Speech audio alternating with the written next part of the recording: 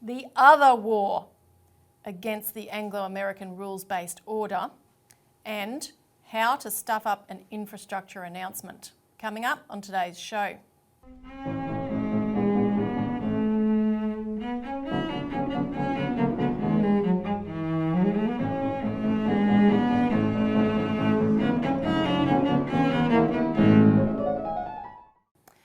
Welcome to the Citizens Report for the 25th of March 2022. I'm Elisa Barwick. Joining me today is Citizens Party Research Director Robbie Barwick. Welcome. Thanks, Lisa. And before we get into the show, don't forget to like, if you do like the show, and hit the subscribe button and notification bell, and share this as widely as you can. Today we'll be discussing the isolation of Russia is backfiring, and also how the government's announcement of the Hell's Gate Dam could kill the Bradfield scheme forever, in effect.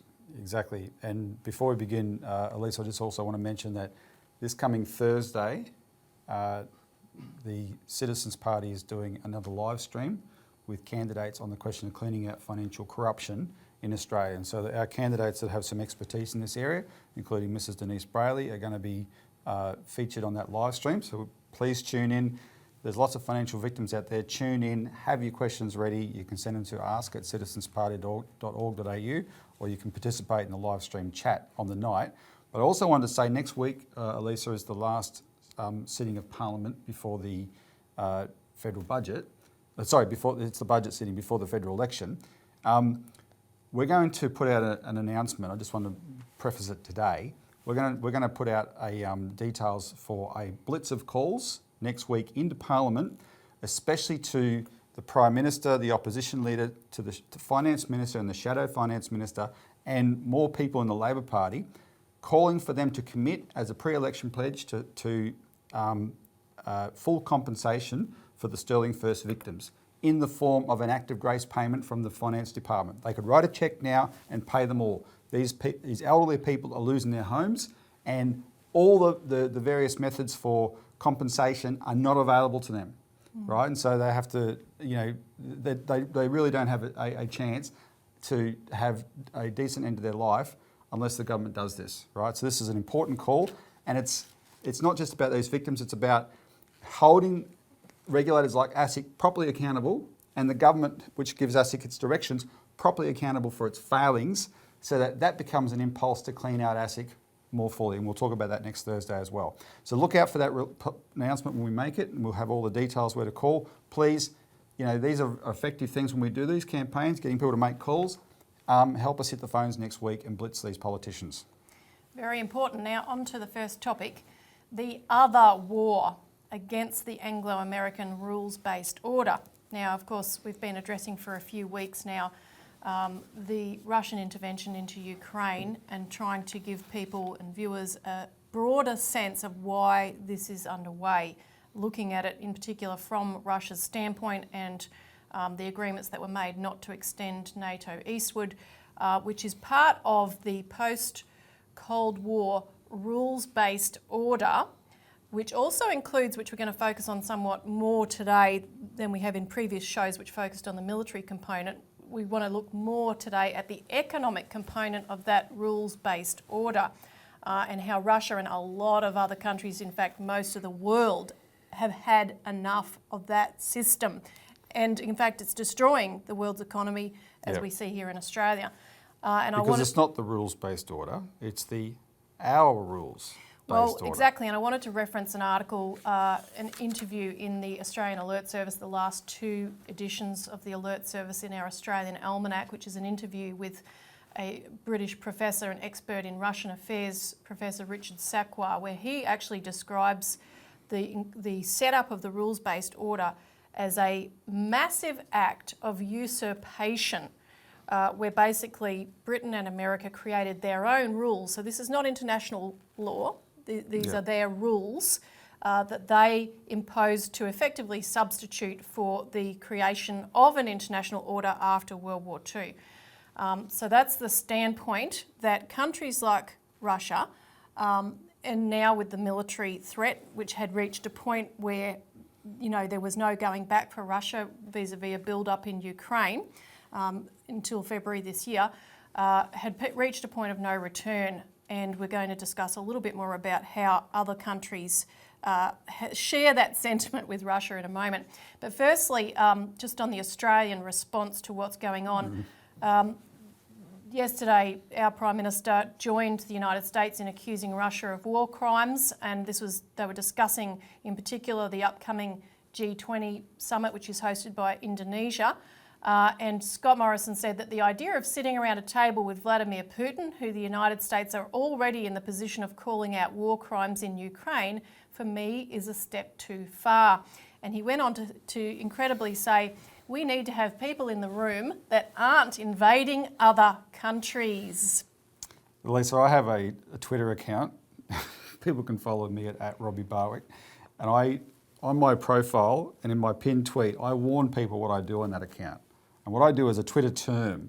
It's so Twitter. It's called whataboutery. And whataboutery is a term that American and British warmongers came up with to attack people who call them hypocrites, because they are hypocrites, right? And they say, oh, that's just whataboutery. What about your wars? Yeah, what about your wars? And I'm going to keep saying, what about your wars that have killed millions of people in the Middle East and North Africa? They're literally starving a country to death in Afghanistan by withholding their own foreign reserves from them, right? And then they have the temerity to call what is happening in Ukraine war crimes. We have the day before, the evening before Morrison said that yesterday, Stella Morris got married in the UK. And Stella Morris's husband participated in a wedding ceremony and then went straight back to prison because his name is Julian Assange. And he's in that prison because he exposed our side's war crimes. David McBride, the Australian who did everything he could to take the evidence he saw of our war crimes, Australian war crimes in Afghanistan, to the brass, through the proper channels, and was stymied. He then went public. He blew the whistle. He's facing 50 years in jail for that. That's what we deny our war crimes exist, and we jail the people who prove them, right? And this is sickening hypocrisy, and Australians have got to stop accepting it, because if you don't accept it, if you don't stop accepting it, if you don't stop tolerating it, and instead you let this hypocrisy be targeted at one man because you too hate Putin for whatever reason, you've heard for 20 years, you wouldn't have a clue, by the way, who Putin is, but you've heard for 20 years he's a monster, he's Hitler, so you hate him, and therefore you also hate Scott Morrison, except when Scott Morrison's talking about Putin. Then he's wonderful. No, he's not wonderful. He's a creep. Hopefully he gets voted out in this election. And what he's doing is rank hypocrisy, and it's never going to stop that war unless we demand our leaders stop. Now, we want to contrast what's coming out of Scott Morrison and many, many other leaders with some other viewpoints. One, you wanted to mention a few, some of the coverage coming out of Newsweek, for instance. This is quite crucial, because what you're getting that's building up this kind of, that allows Scott Morrison to get away with this hypocrisy, what's pouring out of our televisions every night, I can sit here categorically and tell the viewers, is 100% lies. You're being told that Russia is committing a brutal annihilation of Ukraine and massive war crimes, and they could use chemical weapons, and they're threatening to blow up nuclear power stations and all this kind of stuff. It's all garbage. Now, in the last couple of days, Pentagon figures, people in the Pentagon, there's a truism, Elisa, that the people who hate war the most are soldiers. The people who actually fight wars hate it the most, right? And there are people, there's plenty bad in the Pentagon, but there's also plenty of just career military people who understand how dangerous this can get. In the last few days, they have intervened in this propaganda through the American press. And so Newsweek, standard, run-of-the-mill, mainstream American media, Newsweek, has run a series of articles, and also even Reuters ran one the other day from an unnamed Pentagon source saying this claim that Russia is going to use chemical weapons, there's no evidence for that. But Newsweek has run a series of articles, we highlighted a couple last week on Newsweek acknowledging, look, yeah, there are real Nazis in Ukraine, which are now denied, but they're acknowledging it. And by the way, our ABC here yesterday interviewed a commander of the Azov battalion, the neo-Nazi battalion that controlled Mariupol, and referred to the battalion as the famed Azov battalion. And as a political analyst pointed out to me, that's a good euphemism for Nazis, famed. Like, you know, the famed Adolf Hitler. Yeah, the famed Azov battalion. But anyway, what Newsweek has done is very important. The headline of this article, this is from the 22nd of March. Now remember, you're being told it's what do you call it? It's a wasteland approach that Putin's applying in Ukraine, right? Destroying everything. The headline is, Putin's bombers could devastate Ukraine, but he's holding back. Here's why. As destructive as the Ukraine war is, Russia is causing less damage and killing fewer civilians than it could, US intelligence experts say. And these are, again, people from the unnamed people from the Defence Intelligence Agency, the DIA. And it was the DIA back in 2015 that blew the whistle on the fact that it was American policy that had caused ISIS in Syria, right? So there's good people in the DIA. So this DIA analyst, who's an Air Force lawyer, he said, if we merely convince ourselves that Russia is bombing indiscriminately or that it is failing to inflict more harm because its personnel are not up to the task or because it is technically inept, then we are not seeing the real conflict. And then Newsweek goes on to report the Russian military, according to this analyst, has been showing restraint in its long-range attacks. As of the past weekend, in 24 days of conflict, Russia has flown some 1,400 strike sorties and delivered almost 1,000 missiles. By contrast, the United States flew more sorties and delivered more weapons in the first day of the 2003 Iraq War. The vast majority of the airstrikes are over the battlefield, with Russian aircraft providing close air support to ground forces. The remaining, less than 20%, according to US experts, has been aimed at military airfields, barracks and supporting depots. Quote, I know it's hard to swallow that the carnage and destruction could be much worse than it is, says the DIA analyst. But that's what the facts show. This suggests to me, at least, that Putin is not intentionally attacking civilians, that perhaps he is mindful that he needs to limit damage in order to leave an out for negotiations. And then just jumping to the end of this rather lengthy article, but the conclusion from this analyst was, I know that the news keeps repeating that Putin is targeting civilians, but there is no evidence that Russia is intentionally doing so. In fact, I'd say that Russian could be killing thousands more civilians if it wants to. I know it's thin consolation that it could be a lot worse, the DIA analyst says, but to understand how that is the case should really change people's perspectives, even inside the US government, as to how to end this. Mm-hmm. Now, we want to show a clip of Jeremy Corbyn, and I think it's a brilliant contrast because this is a video that applies everything he says applies perfectly to what we should be doing today in order to have real diplomacy to diffuse this situation which could lead to nuclear World War III. However, he apparently said this in 2014, which of course is when these Nazis came to power, and had we dealt with it at that time in the way that he suggests, we wouldn't be where we are now. And we were very, very shocked to hear what you're about to listen to. It sounds like it was said this week. Yeah. But it was 2014. It's incredibly prophetic. The other comment before we play it, this is the only mainstream major party politician in the whole Anglosphere with any credibility on foreign policy, Elisa. Mm-hmm. The only one. He has stood on principle his entire political career. He fought hard against the Iraq War, and so he's not dripping in blood like all our current leaders who are dripping in blood. He's not. Yep. He's completely credible on this. Listen to what he says. This is the avenue to peace. I'm not supporting of Russian military action, and I do think there has to be a peace process, and there has to be a process of demilitarization of the Ukraine and sticking to the original non-nuclear agreement. But I'd also say this, the hypocrisy of the West is unbelievable on this. Where was the legality in the war in Iraq? Where was the legality of so many of the other interventions that have been made elsewhere?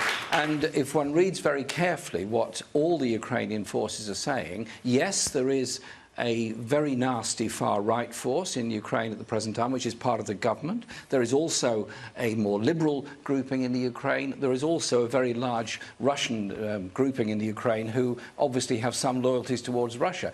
Does Ukraine break up? That's a matter for the Ukrainian people. But the idea that we should move the whole thing in rhetoric towards some kind of military war against Russia seems to me an absolute disaster. But I think the wider issue is that the EU has got very close to NATO. NATO has been pushing very hard to expand eastwards. Inevitably, Russia is going to get very nervous if NATO sets up bases all around its borders. That, in turn, encourages Russian militarism. Can't we go back to the point where Ukraine was a nuclear-free country that was not going to be a member of any alliance, either with Russia or with NATO, and start to demilitarize and de-escalate the situation and allow a proper debate, much longer than a week, for people to decide their own future in the Ukraine? And it seems to me there's a terrible danger of a rush to a combination of an economic and a military war, and goodness knows what the consequence of that will be. But I'm quite alarmed by the way in which the NATO General Secretary seems to be ramping up the ante all the time. It's not his job to go around promoting wars. He's meant to be answerable to a number of different governments. He appears to be behaving as though he's some free agent that can say and do what he likes and develop this very, very dangerous scenario. Ukraine has been the war ground of Europe for 2 centuries. Millions have died in Ukraine from famine, from war, from occupation and from disasters. Let's not visit that upon them again. Let's try and de-escalate, demilitarize and bring about some kind of dialogue and peace process which will guarantee a peaceful future for those people and for Europe. I'm not sure that the Russian people, having lost so many in Afghanistan in the past, want to see Russian lives lost in the Ukraine any more than people in this country want to see us going into some ludicrous, futile war which will have to end up with a political settlement. All wars end with a political settlement. Let's start from the point of a political settlement, not start from the point of building up armed forces, moving fighter jets to Poland, mobilising the fleet and all these kind of things. Negotiate through. And secondly, last point, the West has no moral authority whatsoever to lecture on this. After drone strikes, after Iraq, after so many other internal coups and conflicts around the world, surely hand the thing back to the UN to try to bring about some kind of peace process and de-escalate the rhetoric which has been in danger of plunging us into a catastrophic war with nuclear implications. Thank you very much indeed. All right, so that is very, very stark comparison to what we've seen from other leaders, and if only he was still the leader of the party. And well, that's why he's not. That's why he's not. If he got close, he did get close to 10 Downing Street. If he was in there, British policy would have to be very different. The British establishment, they're not democratic. They could not let him anywhere near the place.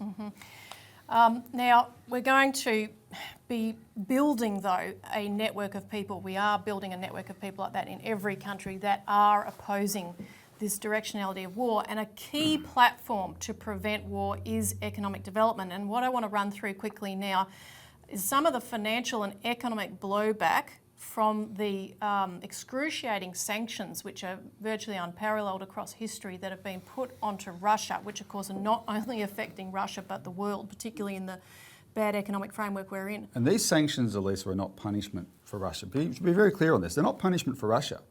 Because why didn't we get punished for when we did much worse in Iraq and Libya and these places? These are economic warfare.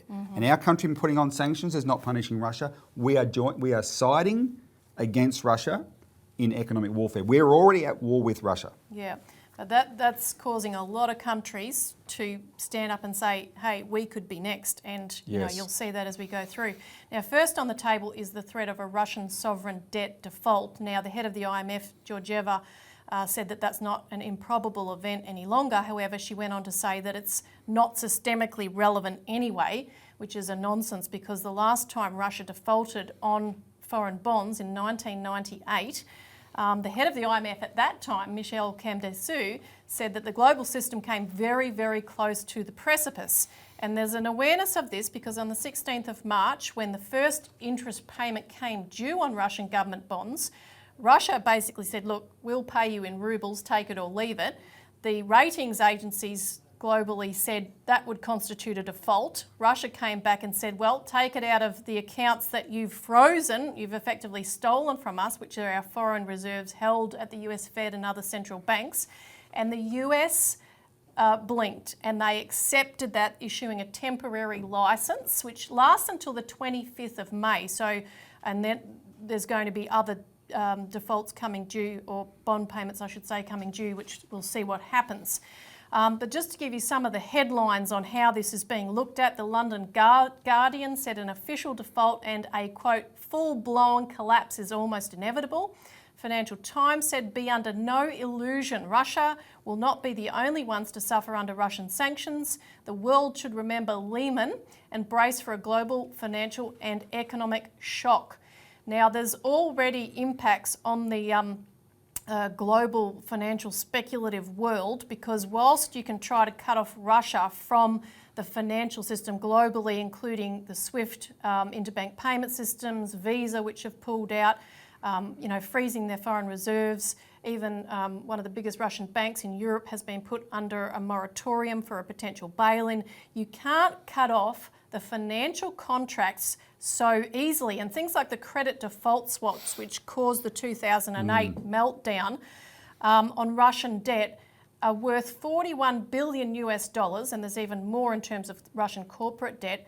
No one knows who's on the hook for these losses. The markets have already priced in an 80% likelihood of a default. And you already have massive losses from, for example, BlackRock has lost 17 billion on its funds exposed to Russian assets. JP Morgan Chase and PIMCO have posted large losses.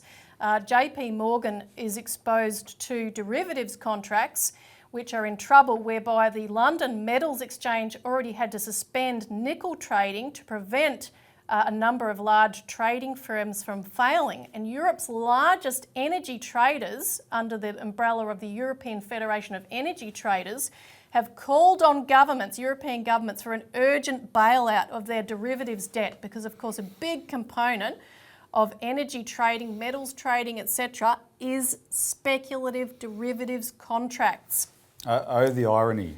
The same people that refused to clean up Wall Street in London after the 2008 crash and clean out all these derivatives are the same people that have caused this war, and now the very thing they wouldn't clean out is what's coming back to bite them. Face. A Credit Suisse strategist said in a client note that global stability is heavily jeopardised. An Italian financial analyst said Europe and the US are aiming at chaos at ATMs and banks in the Russian Federation. Do you have any idea of the side effects that such a gamble can have? And even Reuters said this could produce blowback in the form of large potential losses for their own banks, companies and investors, often in unexpected ways. In the past, such fires have been precursors to financial crises. Now, there's a lot of speculation amid this, even from the mainstream press, that this will cause a lot of countries to rethink the global financial order that Russia's being kicked out of and which they're a part of. So the Wall Street Journal on the 3rd of March said sanctions have shown that currency reserves accumulated by central banks can be taken away. With China taking note, this may reshape geopolitics, economic management and even the international role of the US dollar. The London Economist on the 5th of March said the West risks pushing more countries to de-link from the Western-led financial system, possibly leading to a dangerous fragmentation of the world economy. You had headlines in Foreign Affairs, the end of globalisation. You've got the Saudis considering using the Chinese currencies to sell China oil. There's a lot of discussions that are breaking out about this, because in terms of the real economy, this is causing big problems. You've got disruptions to the Belt and Road rail lines that link China with Europe, most of which pass through Russia or Ukraine. Hundreds of tankers and bulk carriers, which have been diverted away from Russian and Ukrainian ports in the Black Sea, are stranded and can't offload their cargo as a result of the sanctions. Russia and Ukraine supply 29% of the world's grain, and world wheat output was already scheduled to fall by 10 million tonnes this year for various reasons. Russia and Ukraine also supply a lot of fertiliser, nickel and crucial metals used to build microchips. So it has a very big impact. Yep. In Russia itself, I'll also add to this picture, there's a debate that has erupted, and of course they've had to take initial measures to protect themselves, such as measures to prevent capital flight, prevent closure of departing foreign companies. Like I was reading, they took over all the McDonald's that were shut down with local rebranding and so forth. Because they can't just let all this flood out of the country. They've got to ramp up domestic production, particularly manufacturing, to replace things they can't import. They've put a 6-month debt moratorium in place for agriculture, and there's measures obviously to back up bank liquidity. But there is a broader discussion about how do we rebuild the entire financial architecture, and people like former advisor to Putin and Minister for Integration and Macroeconomics of the Eurasian Economic Commission, Sergei Glaziev, someone who we know quite well, is discussing how the central bank must immediately provide credit lines for targeted investment projects at 2 to 3% interest, and other measures to basically rewire the whole financial system, including preventing speculation in currency and so forth. I mean, these are things we talk about that should be done anyway. And the credit is for what's called import substitution, which is otherwise known as domestic manufacturing. Elisa, what those measures they're being debated, it's quite extraordinary. We've pointed this out about Australian history. Look at what the economic measures our governments took in World War I and World War II. And under the necessity of war, suddenly everything's possible. Mm-hmm. And our economy performs brilliantly. When the war's not there, though, the bankers take over and says, no, our rules-based order, the free market has to reign. You can't do that anymore. There's all this stuff, and we all bow the knee, right? Russia's now under the circumstances of war. These are the things that actually should have been. Russia had a terrible time in the 90s. And in fact, the other day, one of the architects of the shock therapy that really crushed Russia's economy in the 90s, Anatoly Chubais, defected from the country, right? Fled the country. I suspect he's gone to pick up his payoff back in London. He didn't want to give it up because he really was the architect. The same people, we reported this at the time, the people who directed Jeff Kennett's privatisation program in Victoria, which gutted our economy, bragged to us in our publications, we published it, that their men in Moscow, they said, our men in Moscow, this London guy, Lord Ralph Harris, our men in Moscow are running this reform in Moscow. Well, this Anatoly Chubais was one of them. Someone like Putin came to power, he had to stop the rot, but he couldn't clean out everything. Now the war's here, they're focusing, now they're at the point of saying, okay, what do we need to do to make our economy much more functional, which it should have been all along. Because the other point I just wanted to comment on quickly about what you said before about the current order, which is the US dollar-based order. Yeah. What the Saudis are potentially doing by not answering the phone to the Americans and considering using the yuan is tectonic. Our current order started in 1973 when, in very curious circumstances during the Yom Kippur War, and the OPEC countries, which were mainly Arab, put an oil embargo on America and the West for supporting Israel in the Yom Kippur War. The contradiction was, despite that oil embargo, the Saudis gave America the biggest lifeline of all time, because 2 years earlier the US dollar had been taken off gold, and the Saudis said in that Yom Kippur War, in the oil embargo, we'll only accept payment for oil in US dollars. And since 1973, we've had a US petrodollar world. And now the Saudis are looking at taking payment for oil in yuan. These are tectonic things, and it's self-inflicted. It's a bit like bail-in. Final comment, bail-in is supposed to save banks, but what does it do? It undermines confidence in the banks, right? You'd think, well, I don't want my money in a bank if they're going to steal it. And that's what the Americans have done with the US dollar. They've sanctioned countries to death using their power of the dollar. And so countries are saying, well, keep your dollar. Yeah, and just on that, because the BRICS countries just had a meeting, at least ambassadors, with the Russian foreign minister. And of course, that's Brazil, Russia, India, China, South Africa. And of course, as Putin has said, reflecting what you've just noted, everybody now knows that financial reserves can simply be stolen, and many countries will begin to convert their paper and digital assets into real reserves. Well, Brazil's former president, Rousseff, has made a comment on this, saying the dollar could now be replaced, and describing the US dollar as an international weapon of coercion. We're just going to run that clip. In the financial sector, the US hegemony, the US dollar hegemony faces new challenge. As a global currency, the US dollar holds an irreplaceable position in international trade and payments. This has made the dollar a weapon of retaliation and a tool of extortion against other countries. Here in Latin America, we have two examples, terrible examples. 60 years of blockage in Cuba, and now more recently, the blockage regarding to Venezuela in a time of pandemic. The US government has been imposing far-reaching sanctions on foreign banks, companies, against countries that do business against the US's wishes with countries like Iran, Venezuela, Cuba, now and Russia, and also China, and still in a smaller regard, China. They use their national jurisdiction as an as a coercion weapon, international coercion weapon. Given this, and taking into consideration the last events and geopolitical events, it is unlikely that the dollar will remain irreplaceable forever. And I wanted to also mention the South African President, Cyril Ramaphosa, who made a very important, a number of things. He actually said this war could have been avoided if NATO had heeded the warnings of its own leaders and officials over the years that its eastward expansion would lead to greater instability, not less. And he was attacked by the US State Department for a bricks-to-bricks phone call with Putin.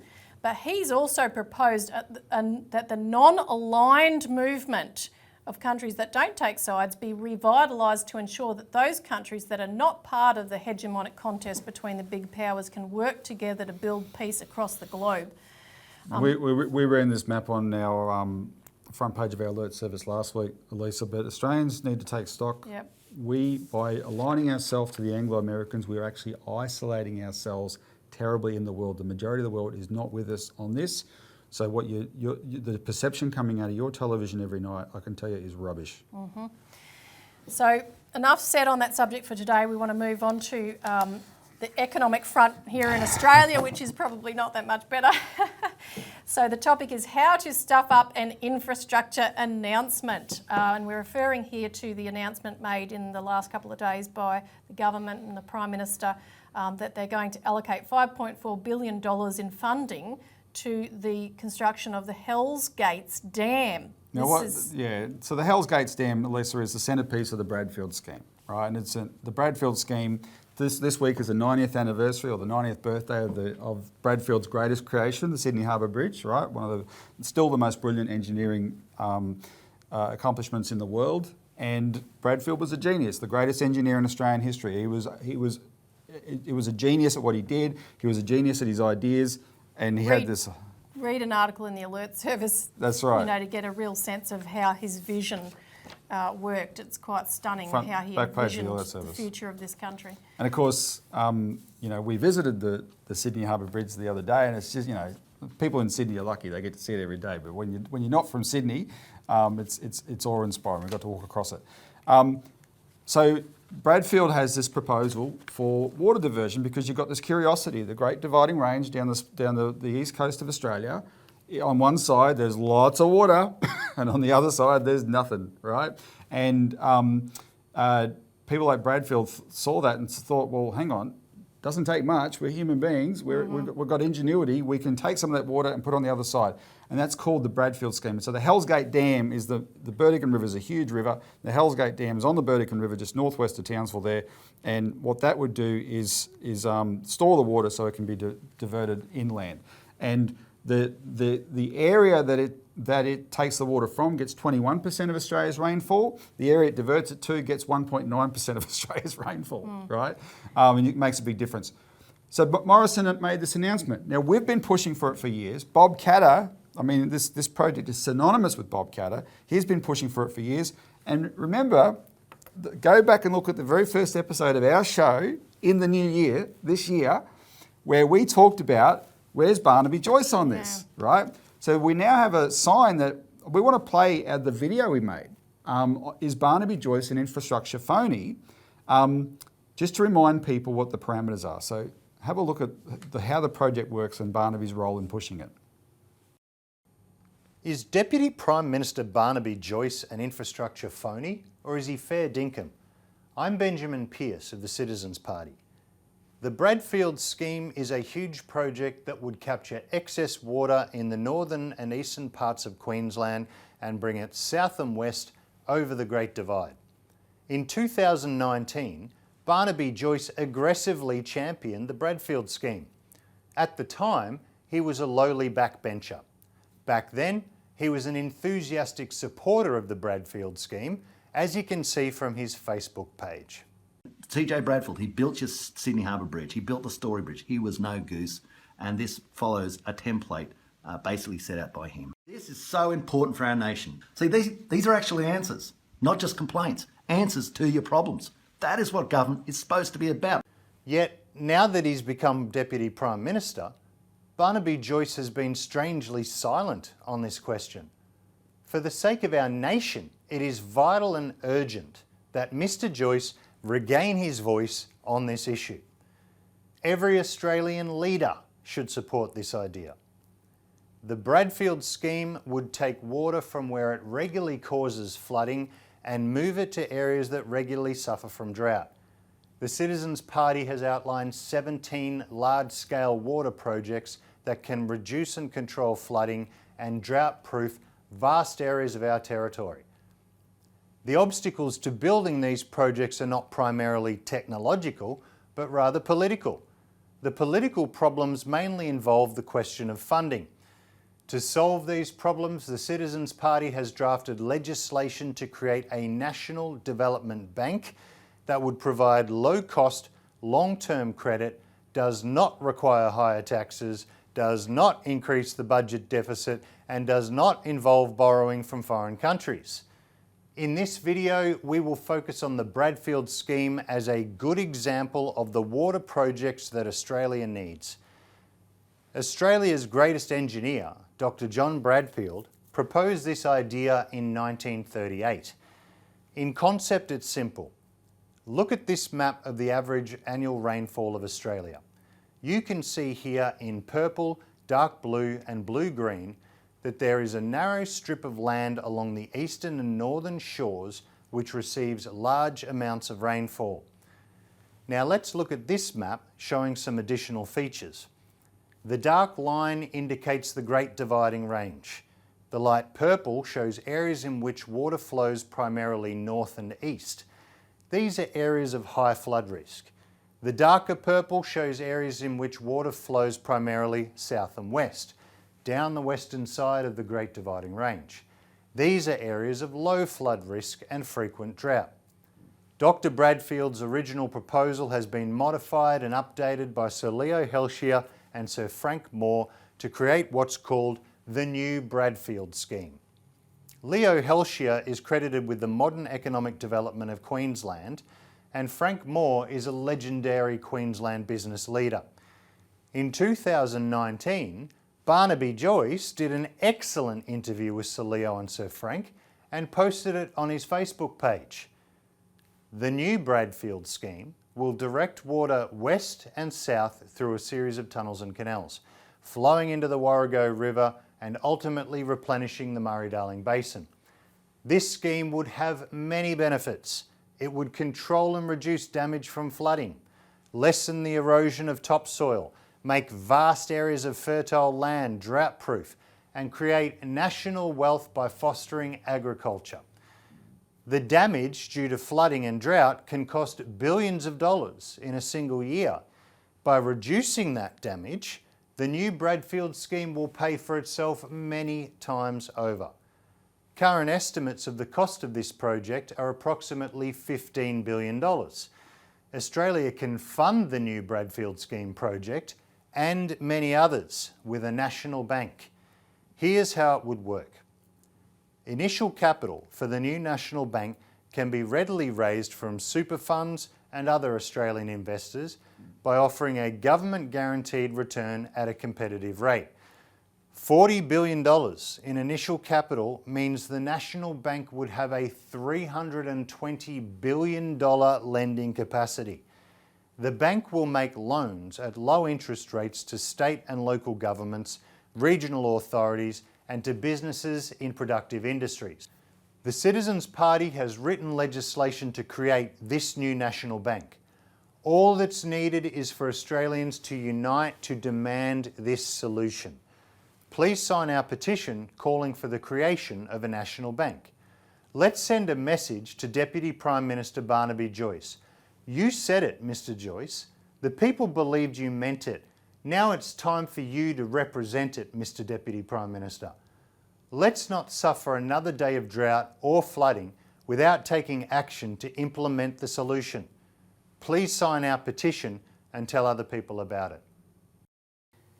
Now, just to clarify what was wrong with this announcement, Robbie, because Which Barnaby knows. Yeah. Based on that, Barnaby knows what's wrong with this announcement. So Robbie Katter, Bob Katter's son, the member for Traeger, put out an announcement, a media release about this, welcoming the funding, but saying, look, we've got to do this right because he's concerned the funding is tied to a proposal which actually works against Bradfield's dream because it would not have the high enough dam wall, which needs to be a height of 395 metres, in order to send the water west via these channels to irrigate the rich black soils of inland Queensland. That's right. There's a half-baked proposal for the Hells Gate Dam, which would, yes, store water, but provide it for an extra 60,000 hectares of irrigation in the Burdekin River Basin, which is great, but it's on the wrong side of the Great Dividing Range. If you built the dam with where the wall gets to 395 metres, that would be enough to, using gravity, divert water through this gap that Robbie Katter identifies here. He says it could start at the Uplands Desert near Pentland, where there's a break in the Great Dividing Range. You could divert it through that gap and it could start flowing down where it's really, really needed in that part of the world. And all you need is to have the vision and the foresight to build the wall high enough. That's all you need. Does Morrison have that? No. Why would you do it and just not quite, Well, Robbie Katter's quote, Elisa, is actually stark. Yeah. He said, the proposal that's tabled at the moment would kill the Bradfield scheme forever. If you build the wall not to the right height, and that becomes the permanent wall, it would be a much bigger deal to change it in the future. Yeah. Build it right the first time. This dam is too big of an asset, he said, to make short-sighted decisions on, and that's the problem with our leaders. They are short-sighted. Well, there's two problems with it, just to conclude on this. One is infrastructure in Australia is used as a tease at election time. Our politicians are not visionaries, nation builders who think about the economic development of Australia. They know Australians support infrastructure, they get excited about infrastructure, they want the infrastructure. So at election time, they pull out these proposals, these unanswerables. And that's what Scott Morrison is the epitome of that. The second problem is this. This is $5.4 billion from the annual budget. That's why it's announced as such a big deal. Oh, we're taking $5.4 billion for this project. In other words, we're prioritising this project over everything else we could do. If we had a national bank, Elisa, where infrastructure, you don't buy your house from your annual budget. You don't buy your car most of the time, unless you're really rich, from your annual budget. You borrow for those things, right? The long-term investments you make, you borrow for it because you know that that's the easiest and the best way to do it. That's what a national bank can do for the country, but you're not going cap in hand to international creditors who want their pound of flesh. You're borrowing it from yourself. The Australian people could be investing in this, and our government refuses to do it. They tie infrastructure to the annual budget, and that's why we never have enough, and we have stupid announcements like this. And Bob Katter is committed to putting up the legislation that we've written for that national bank. So the job could be done very fast. Like that.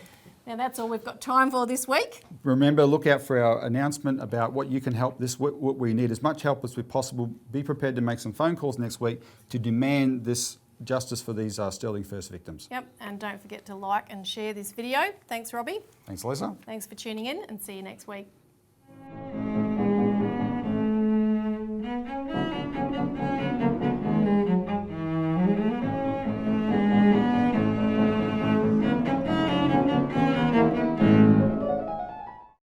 Authorised by Robert Barwick, Citizens Party, Melbourne.